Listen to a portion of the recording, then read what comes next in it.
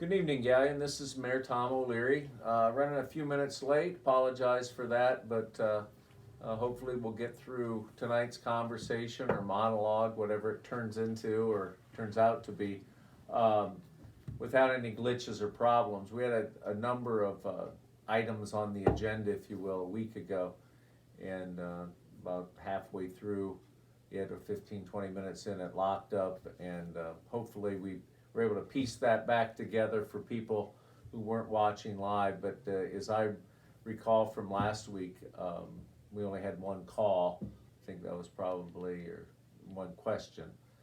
That was probably a function of it freezing up and people abandoning the live stream. So here we are back again. Apologize for anything last week.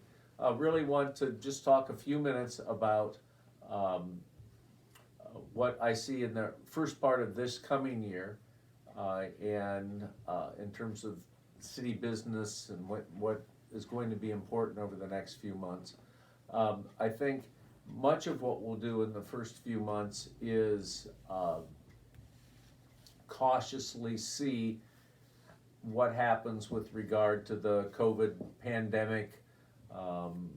Certainly the impact locally in terms of family members, people that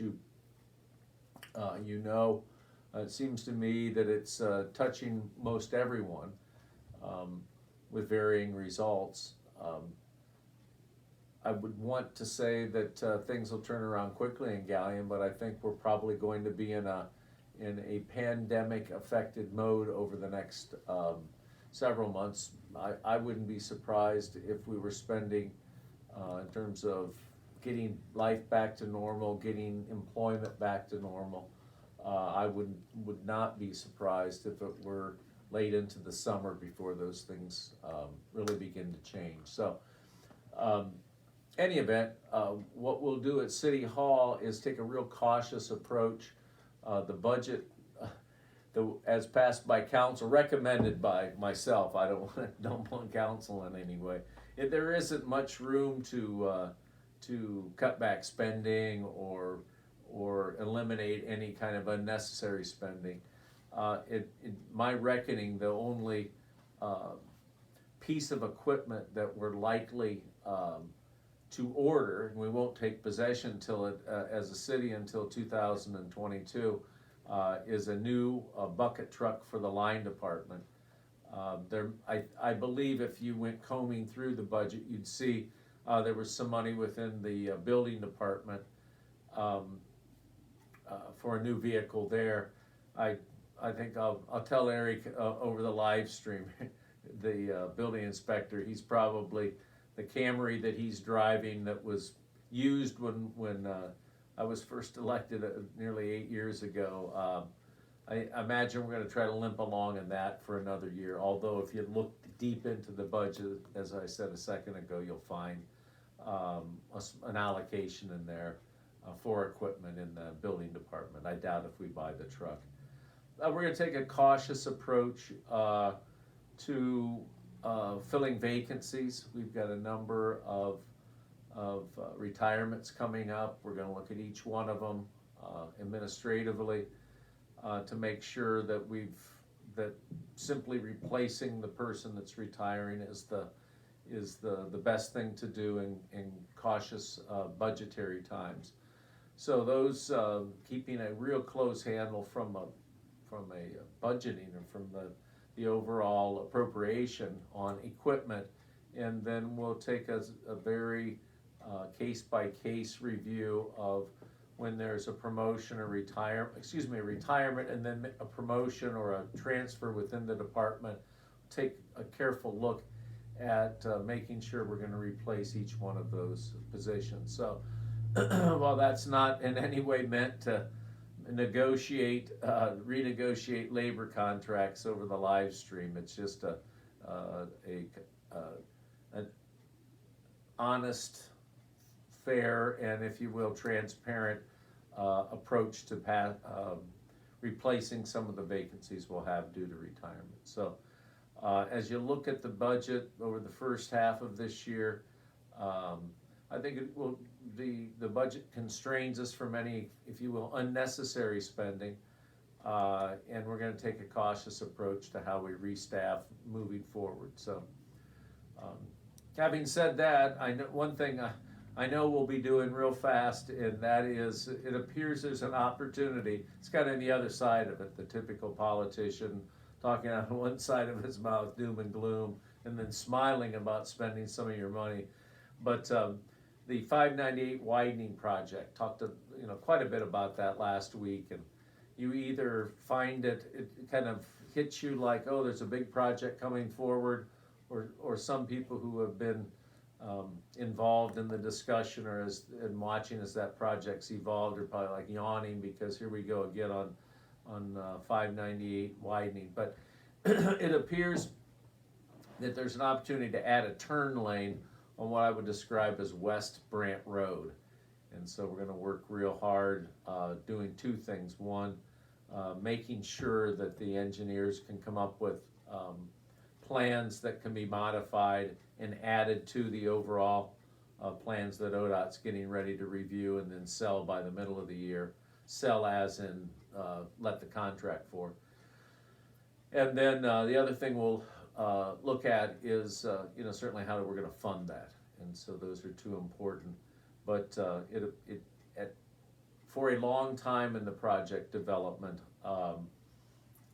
I didn't know for sure, I don't think the city knew for sure, it wasn't just I, that things were gonna begin to move finally after many years of dormancy out at Pico 2, but it looks like that whole old power equipment building and the construction of a new warehousing / spec building may be breaking loose here after several months of planning, and so what we want to do is make sure that we have Brant Road in that intersection modified so as to be able to take northbound traffic, or left-hand turns. You're heading eastbound, you want to go north there at Brant and 598. The project that I'm trying to describe is a widening probably of a turn lane that's, in my guess, long enough to hold 2 trucks. So that's what the engineers will be looking at.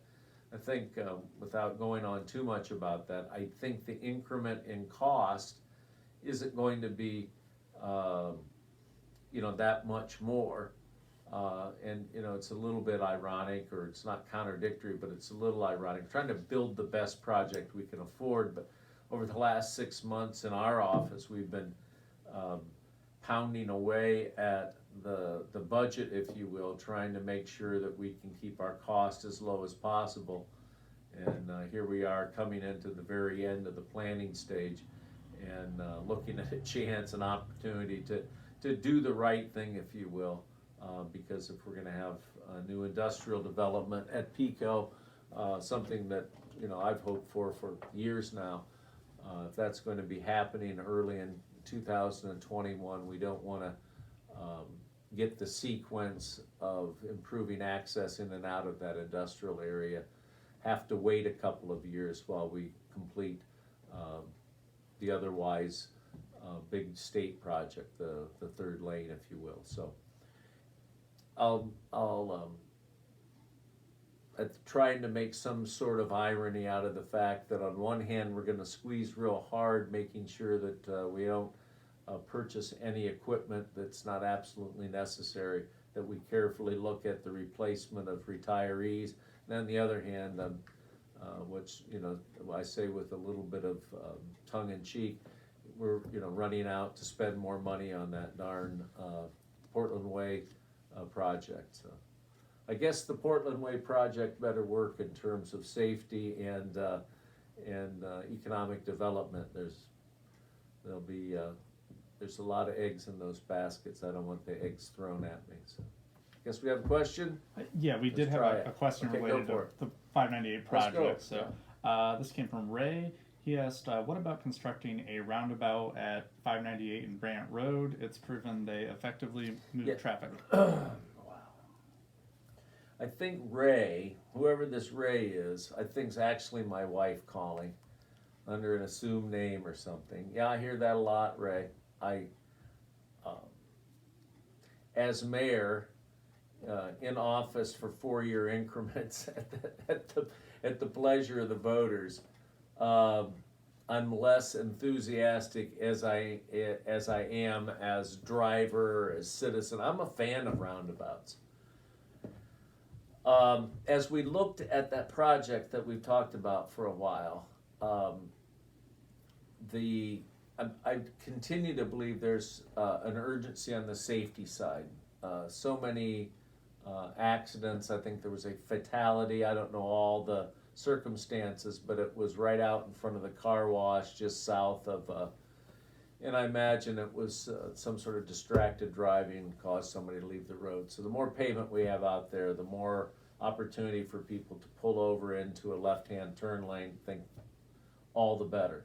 Particularly with the redevelopment of the Neisners, the Big End property that I talked a little bit about last week. But anyways, back to the roundabout.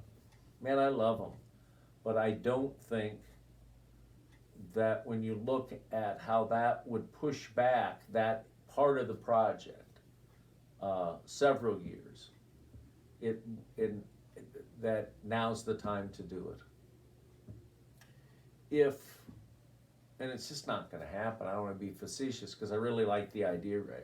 If money fell out of the sky to fund it, boy, oh boy, we'd make a run at it. I think for immediate critics of it, don't think there's enough room there. They think the way the intersection sets now is exactly where the center part of the roundabout would be. That's really not necessarily from an engineering point of view. The middle of the intersection, remember there's not gonna be an intersection and a roundabout, would probably be south and west. So it wouldn't be in the Lake Morrow in the front yard there, the sleep in, or in the on the property owner there at the corner, or in the two businesses there. It'd probably be off askew a little bit. But having said all that, I think it's a time issue, Ray. We'd be another year or two in getting the third lane project built. What we're gonna do over the next couple of years doesn't preclude a roundabout, so I think that's important to know. The other issue, quite honestly, is that of money. And while I imagine we could find some money through ODOT to help with engineering or perhaps the construction, much of the cost of a roundabout is real estate acquisition. And what we found in working with ODOT, this is what I assume, is that ODOT would work with us and provide funding for the project, but they probably wouldn't be participating in buying the property, wouldn't get a lot of their money in the engineering. I think they'd sit back and cross their arms and say, well, we'll see if Galleon raises the money, then we'll come in with construction money. So there'd be a risk up front, it'd take a couple of years to acquire property and design that.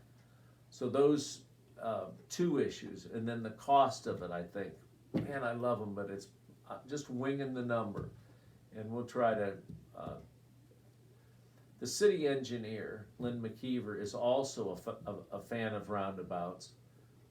And he thinks we can fit one in, but I think he could also give us a back of the envelope, a kind of a rough estimate, a guess on the cost of that. So we'll try to chase that down and try to give you an idea what the estimate, Ray, between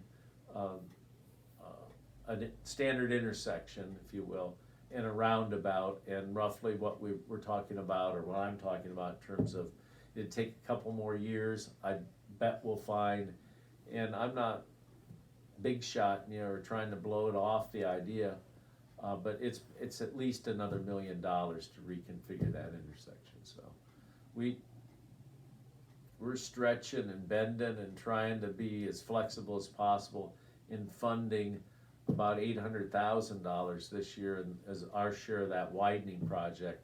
The notion of spending another $1 million or so on the roundabout right now is it's a heck of a good idea. And there were a couple other comments Yeah. on the roundabout, so I'll just Yeah. go through them quickly. Tom said it would be a disaster with all of the truck traffic. And then Ray, kind of in response to your comments, Yeah. about $3 million to construct a roundabout and have seen them built within 9 months would likely pull traffic into the city. And then he also said, no, I'm not your wife, but I'm happy she supports the idea. Is she smart like you, Ray? Yeah, on Tom, the one of the it's not like in Ohio you can go to your nearest roundabout and get comfortable with them. But what I've found in my limited experience driving on them is that it calms down the intersection, and that the speeds that you experience now, where somebody is, let's not pick on trucks, let's pick on grandpas and SUVs or minivans. They see the light, they see it change, and then they want to go through they want to get through the intersection. Now, if their grandkids are with them, then they probably putz through it. So one of the things that it's kind of fun, we'll talk about it roundabouts for a while. It calms down the traffic. It would, in that location, you would have to slow down going north, which I think is a problem, at least for me, lead-footed. As you go north, you get past DQ or Bell stores out there. Soon the location of a new grocery store and some other commercial development on the east side right there. But as you go out there, I catch myself speeding up. You get out there by about where the Pico entrance there at Freeze Works, and you find, hey man, I'm going faster than 45. So one thing about a roundabout, it would slow traffic on the north end of that, and then coming off of 30, you wouldn't pick up that much speed to begin with. So that is a problem. And did he mention trucks in his comment about it wouldn't work out there? That'd be Tom.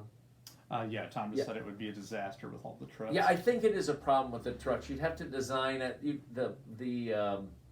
There's a few out there. It's kind of fun if you use the internet and you like to do that, and you either are an engineer. It sounds like Ray has an engineering background.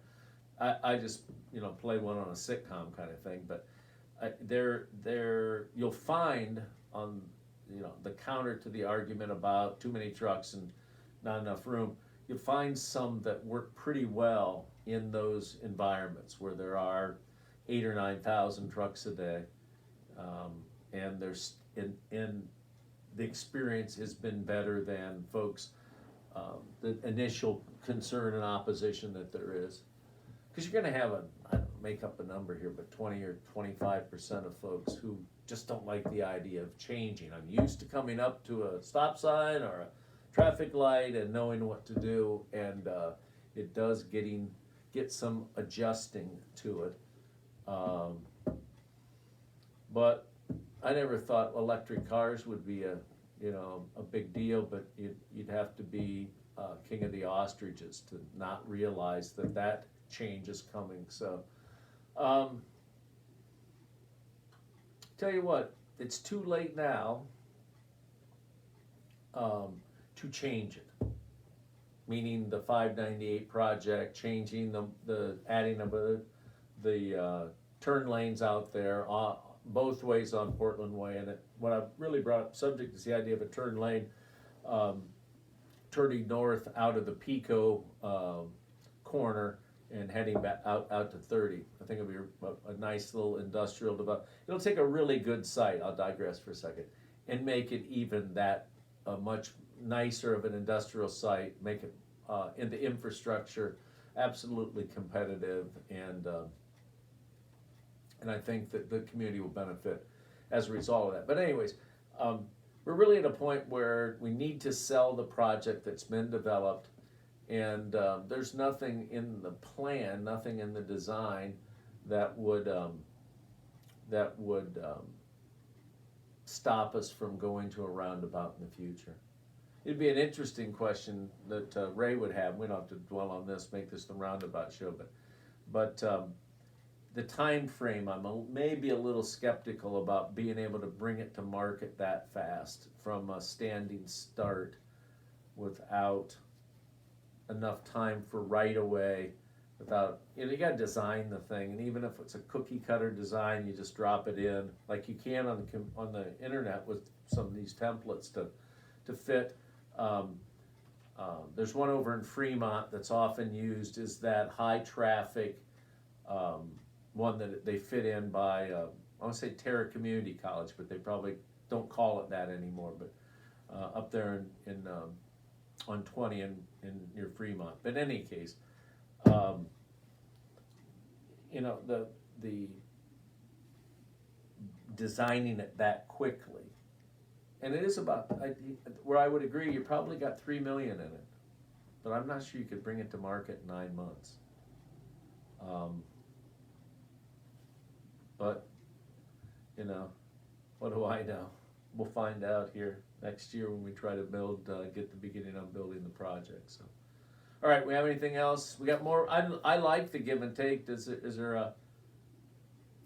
Nothing else from Ray. I did have another comment just come in from please. Larry. Yeah. Roundabouts are getting a little too cute. A normal intersection that accommodates the increase in traffic is the way to go. We don't need to adjust the project for a cool idea. At least just do an inexpensive study on it. Yeah. I would agree with that, Larry. I didn't mean to make it sound cool, but they're pretty cool. I mean, it's doable.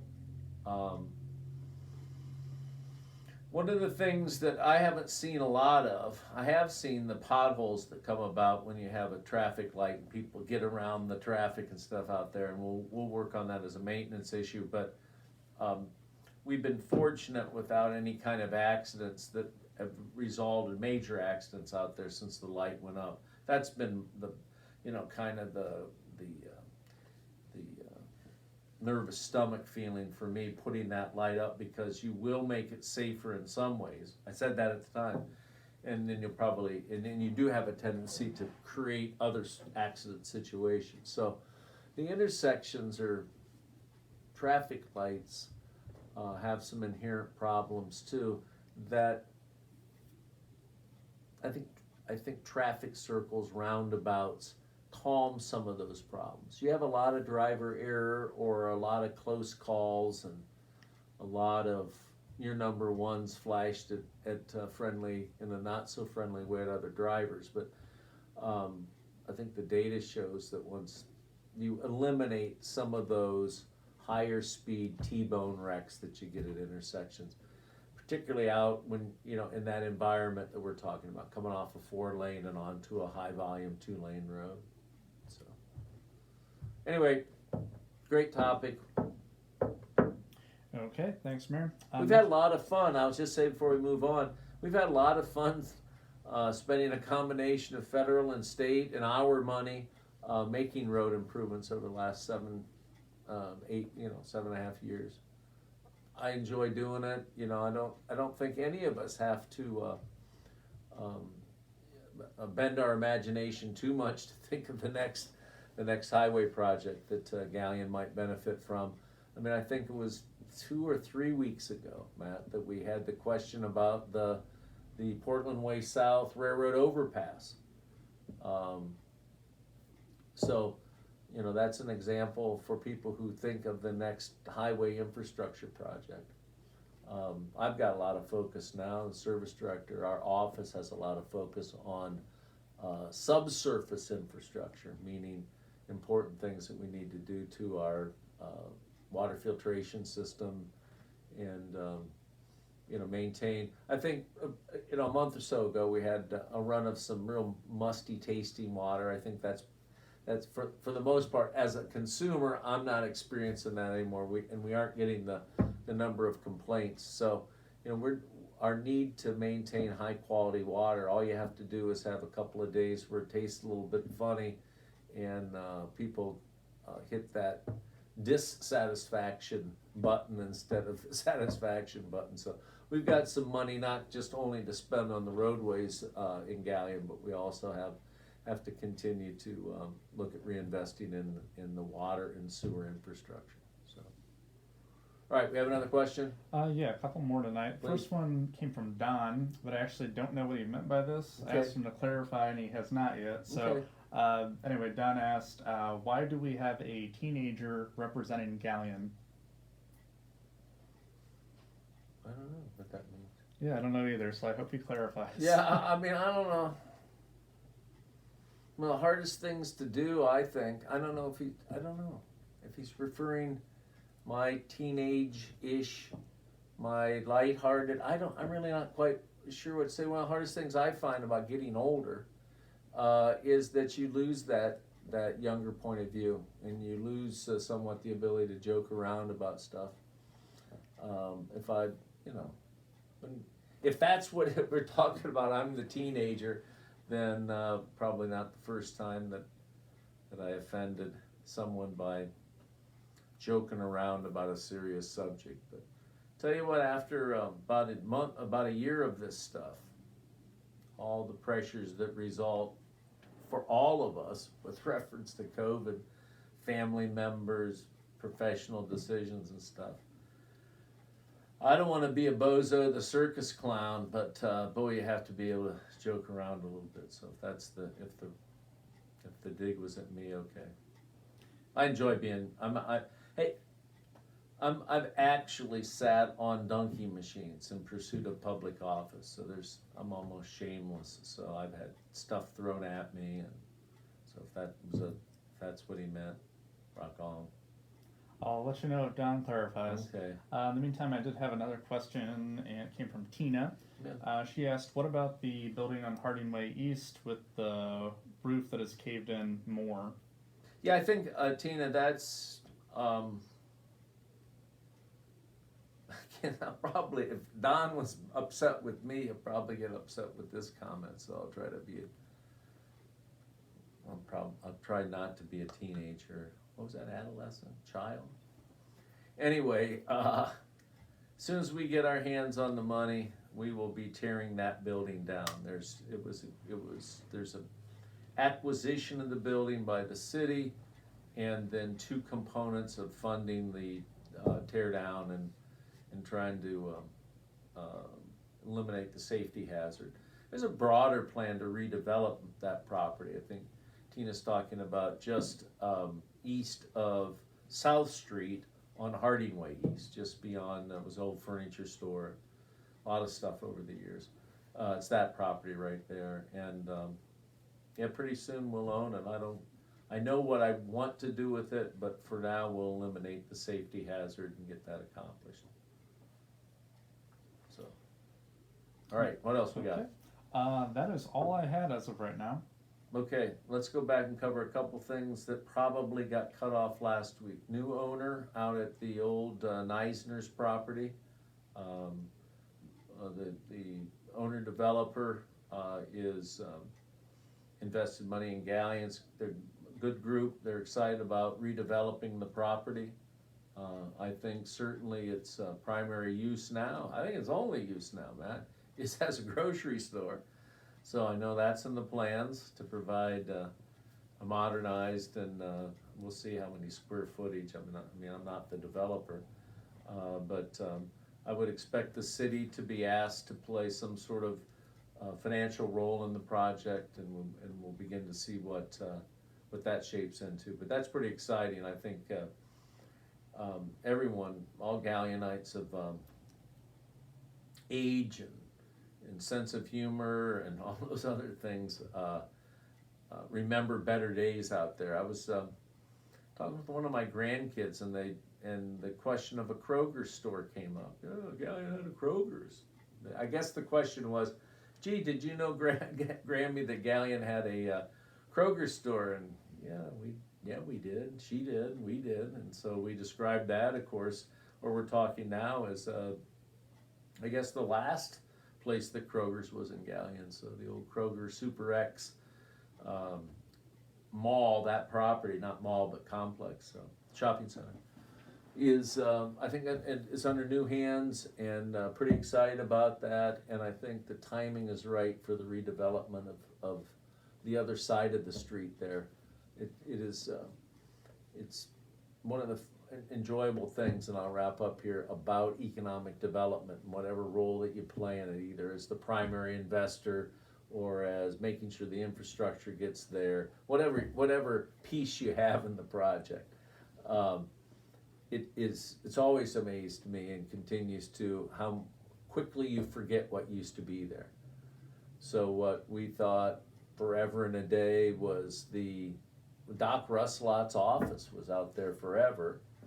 Now it's got the Flick investment next to it, and on the other side of that, we've got the investment that was made by the Bell store. So how quickly that changes, what you think of when you look at that property. I look forward to the day in a few years where you'll look to that east side right there as you go out a new third lane, Portland Way North, and there'll be a redeveloped commercial property, and people will quickly forget what wasn't there, what was there for a long time. So, all right, see if I've irked somebody enough to get another question. Yes, I guess kind of a clarification Yeah. from Cindy. She asked, so the store that's there now will not be there? Yeah, I think from what I understand, that store has a lease for several more years, and the new owner is I suspect, I'm not the new owner, but what I've been told they're doing is working with Save a Lot to make improvements out there that as the tenant they'd be, benefit from, and they can work out a business arrangement there. But I think the longer term plan is to redevelop the property. I know a couple of things from our vantage point here in the mayor's office. We got a lot of sidewalk to build, because one of the least resident-friendly aspects of the current Save a Lot store is there's no sidewalk for quite a distance. So I suspect as we get into the timetable, what exactly the owner's going to do, what prospects they have for new commercial, reinvesting in the existing operation out there, you'll see a piece of that will be the city getting sidewalk out there so that it works a lot better. I still am a advocate of some sort of grocery or food operation more convenient to where the people live in town, which is on the east and south side of town. It's a ways to the commercial areas. We talked about that a few years ago, and I don't want to go on too much longer, but the issue, the complaint that the mayor, the kid, I guess, was steering business to Portland Way. It's like, man, it's so hard to get business interested in Galion. You don't steer them anywhere. They go where they want to go. That's still true. I think there's particularly in the grocery market, heck, the Dollar General on Harding Way East, that proves my point. It's a tremendously high volume store out there. So there's a market, a grocery market in Galion, and it doesn't have to be on Portland Way. But I sure as heck am not going to discourage it. If we can get that sort of investment, then what we have to do as a community is improve public transportation. I think we're working on that. We're trying to get the SCAT located in Galion to improve access for Galionites.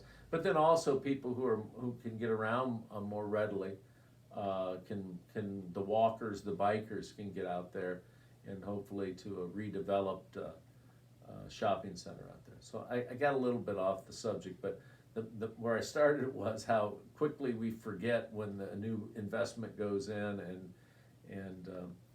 and so I think you're going to see that up and down that Portland Way corridor as we get ready for construction, and then as construction goes on the next year or two. So, anything else?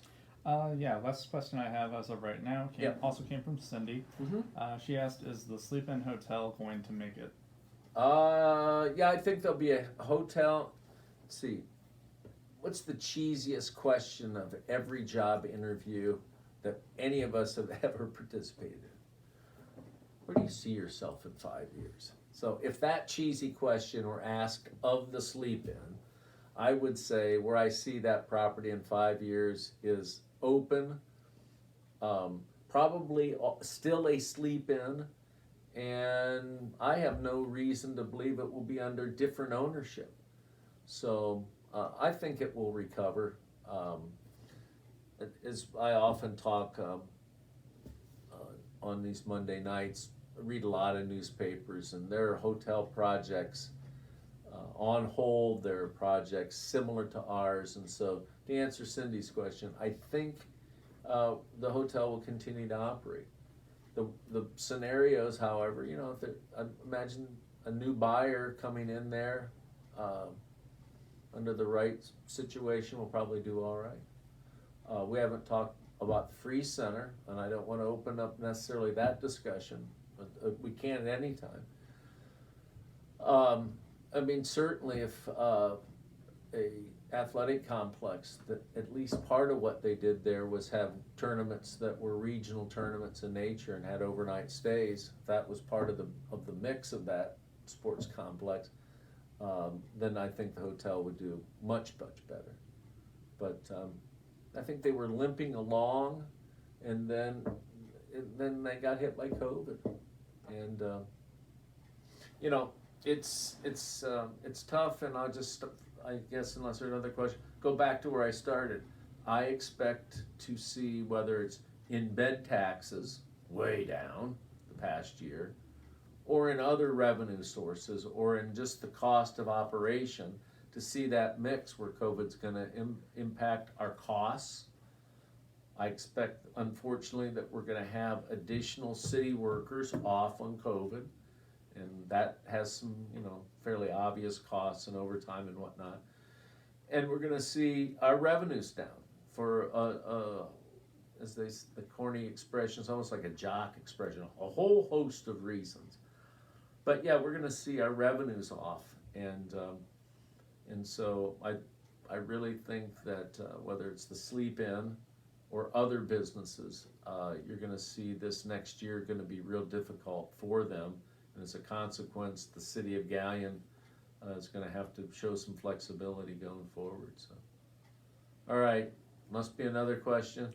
Yeah, I just had one come in from Becky. Yeah. She said on Interstate 71, the exit signs for Galion are missing some letters. Thought the city would like to know. Yeah, you know, I do appreciate that, Becky. I can remember, and some folks who are watching or will hear this, see this live stream, Dan Ritchie,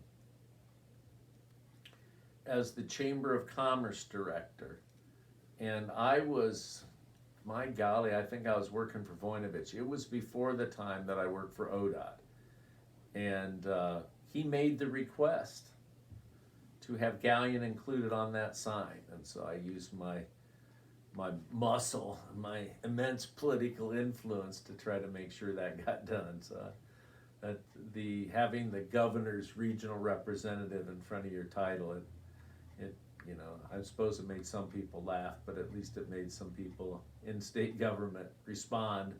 So that's how we got that. And you know, Becky, I happened to come up 71. I did not notice that today.